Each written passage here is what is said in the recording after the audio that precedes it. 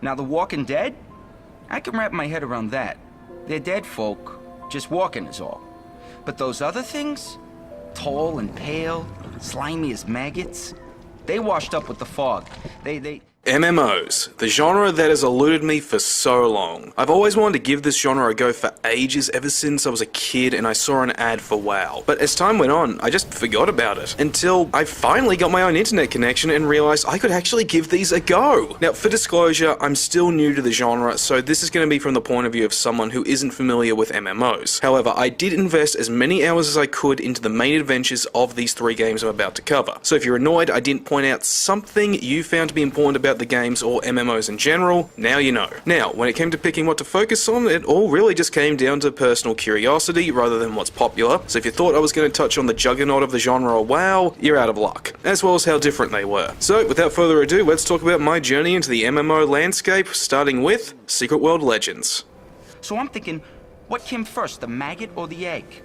Unlike the other 2 games, this is actually a relaunch of Funcom's original Secret World. Aside from being free to play, it reworks some of the gameplay, overhauls the HUD, and makes a number of tweaks to things like the visuals and combat. I did have a go at the original Secret World some time ago, and it wasn't too bad. Sure, I was constantly criticizing it, but that didn't stop me from playing, and I even lost track of time with it. So maybe there was something to it that I just couldn't point down. With the Legends though, it's just a shame that for every step in the right direction, it either takes a step backwards in another, or it just takes a complete misstep in the wrong direction. Being free to play, you no longer need to pay a cent to get a taste of what the Secret World has to offer, but the unfortunate trade-off is the game is now a lot more grind heavy than the original release, and progression is a lot slower too, which can also bring the game's story to a screeching halt, forcing you to either grind your ass off or do side quests until your character's at the right level just to continue the story, or just go fuck it and buy a level booster. Either way, right off the bat, this makes the new free-to-play model feel more like a cash grab rather than part of a rigorous retooling, but at least the game doesn't employ any pay-to-win mechanics from what I've seen. As for the story itself though, it's nothing great. You piece of shit. No more. Take one last good look at what you're missing.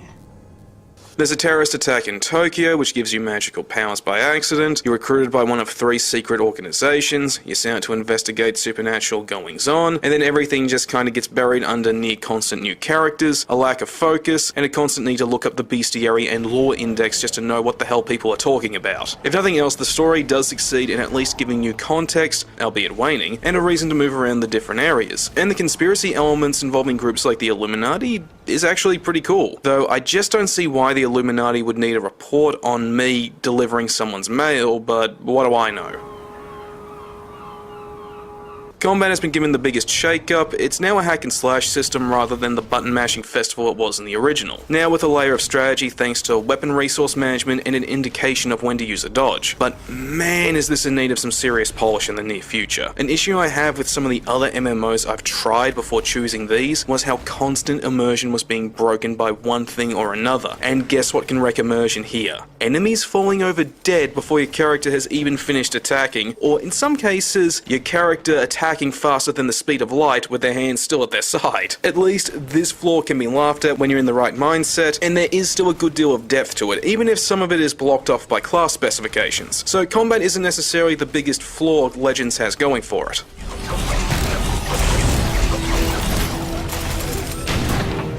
Instead, this is one of the bigger problems. I have no idea why Funcom decided to change the HUD display. The version from the original game just worked fine, but for some reason they decided to screw around with what needed changing the least in the game. The problem is that the old HUD showed everything you need to know about your character just fine, but for Legends, they emphasize certain things over others, and guess what is now super easy to miss? The health bar. It's so small now, it's easy to miss that it's even there alongside one-off story abilities. So it's now a common occurrence to be in the middle of a fight you think you can win, only to suddenly die because you couldn't tell how much health you actually had left. At least not all the changes to the HUD menus are shit. The skill menu, for instance, has been revamped from its clusterfucked radial design into something a lot more intuitive, a row-based design. And things like the character sheet and the inventory are pretty much unchanged. Same can be said about the other menus though. That isn't to say they're hard to navigate, it's just not clear anymore on where certain menus are at all, or they've just been removed and replaced by in-game locations. Make of that what you will.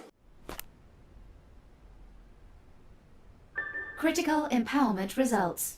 One of the boasts Funcom made about the Secret World Legends were the improved graphics over the original, and I gotta say, Funcom really didn't do much. Sure, this doesn't need to look like Crysis 3, but outside of some sharper textures, Legends doesn't look that much better. In fact, in some areas it just looks worse, with some of the character models being noticeably low poly on some parts of their body compared to the player models, made all the more noticeable thanks to the dynamic lighting, and not to mention some of the environments just don't look any different to how they did prior to the relaunch. Pestilence.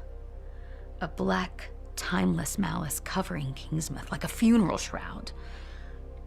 You get the idea.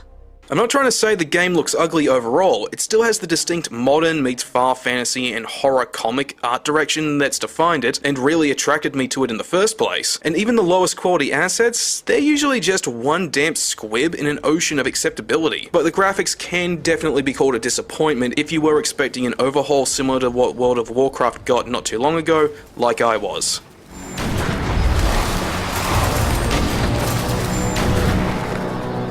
Secret World Legends overall isn't one of the best games I've ever played, let alone one of the best MMOs, but is it bad? No, there is fun to be had here, albeit in short bursts, and if I had to call it anything, I would call it this, a good entry-level MMO. Something to play every once in a while, and to get an idea on what the genre is like in the broadest sense, to see if it's something that is right for you, which is more than I can say about the next MMO for this showcase, Defiance.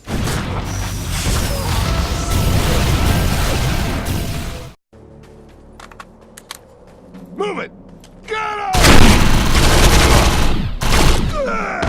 This was one of the first MMOs I tried out, and at first, it left a great first impression on me. It played just how I'd always thought they would play out, a solid single-player experience that plays alongside various other people's experiences. But after coming back to it for this showcase, it's abundantly clear this is not part of the cream of the crop. That doesn't mean this was terrible to experience, but in one way or another, Defiance is surpassed by other games, or flat out fumbles its experience.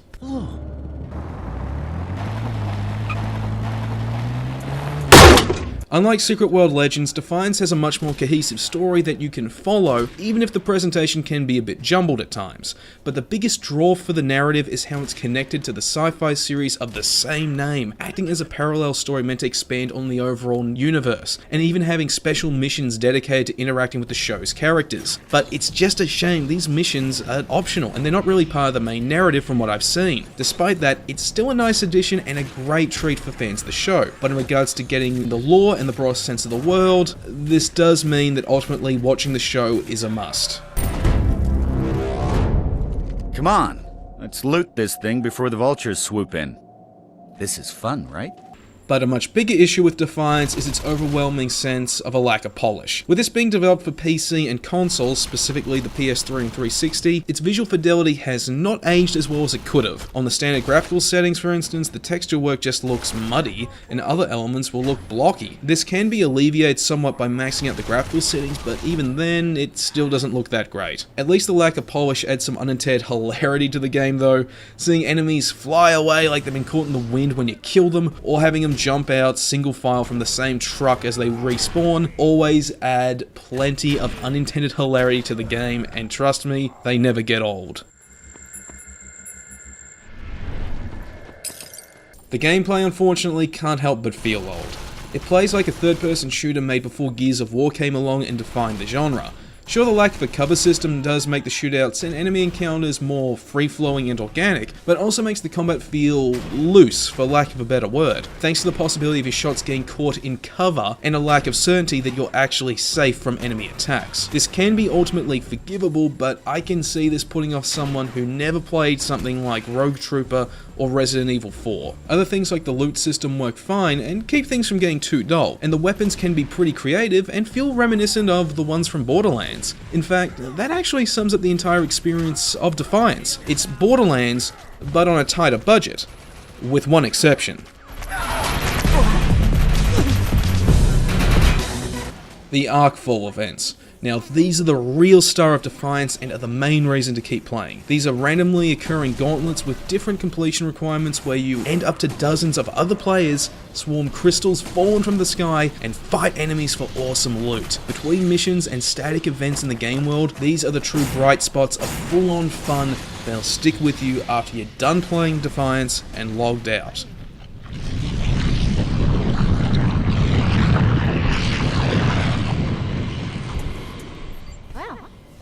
so hard. Now, with all that being said, when you look at it as a whole package, Defiance has solid ideas but only excels in one specific area. As a shooter, it just feels dated and unremarkable. As an MMO, it's nothing flat out great either, thanks to the lack of polish. The one thing I've seen that reached its full potential are the Arkfall Events, and while those are a lot of fun, they're just one bright spot in what came off as, well, an average game. Right, now that that's done and dusted, let's get on to the last MMO, Guild Wars 2.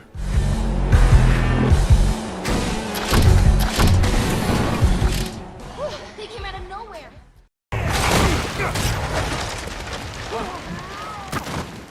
Hands down, this has been the best MMO I've played and can wholeheartedly recommend this. Sure, Guild Wars 2 does carry some of the fluff that stereotype the genre, but it's how it handles things like constant grinding and its storytelling that make this stand out. Well, that and the fact the game is just a lot of fun to play. The storytelling does leave some things to be desired, in that while it's solidly told, it takes a long time for things to actually get going. According to the game's description, the world of Tyria is under threat by the Elder Dragons, but in the time I've spent with the game, I've seen neither hide nor hair of the bloody things, let alone anyone actually mentioning them. What I have seen though is a well-told but not entirely explained story of political intrigue involving the last human kingdom. It's not the best story, but at least it is engaging, and it is also influenced in the origin you select for your characters, so it's nice to see a little bit of Dragon Age Origins thrown into the mix. The Ringmaster nearly succeeded in spreading chaos throughout the city. Despicable traitor. I'm glad he's dead.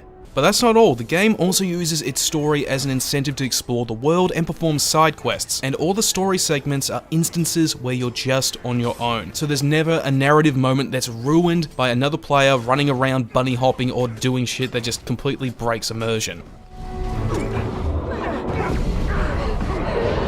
Now, what really sets this game apart from the pack is that it streamlines its experience. No traditional side quests outside of the story. You enter an area and you're just given a to-do list that you keep doing until a meter is full, then boom, experience, gold, and access to a special merchant. Rinse and repeat until you're given access to the next story chapter, which altogether genuinely makes you feel like you are the hero even though you're surrounded by dozens of other players at any given time. To supplement this, Guild Wars 2 includes a good deal of randomly occurring events that provide solid challenges and boss fights. This also stops the game world from feeling too dead or inanimate, something that's made all the more believable thanks to how the game handles parties in the broadest sense of the word.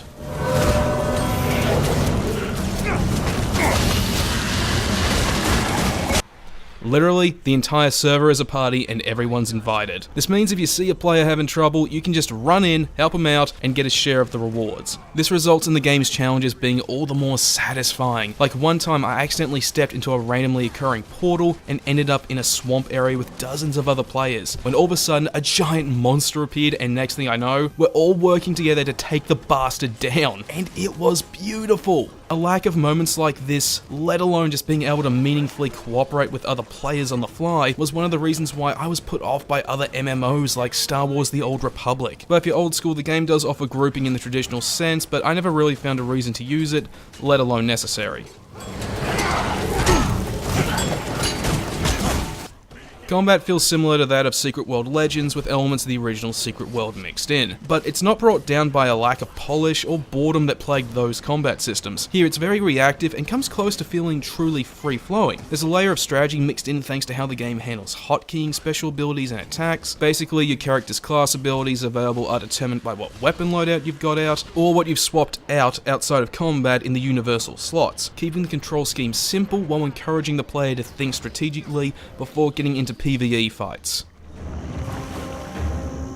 Now, unlike the other two games I took a look at for this showcase, this was the one I decided to have a go at PvP and raids with, and I wasn't exactly satisfied with either of these. With the PvP, it wasn't that there was nobody in the lobby. In fact, the practice area was just flat out bustling, but rather that it took so long for my game to connect to a match that I decided, screw it, and just play the main adventure. Raids, though, were a different story, in that I had no idea what a raid even was until after I had a go at one. And even then, I had no idea what I was doing. It also didn't help that there weren't a lot of people on the raid map, or that the tutorial NPC didn't articulate the raid effectively either. Either way, if you're familiar with these, they'll more than likely give you what you want. But unlike everything else, I can't make any sound judgments due to my connectivity issues or flat out ignorance. Issues with PvP aside, Guild Wars 2 has been great. If you want a fun online game that you can sink hours of your life into, this is the game for you. But best of all, the base game is free to play, and with the new expansion just around the corner, now's the best time to jump into Guild Wars 2 and have a hell of a good time.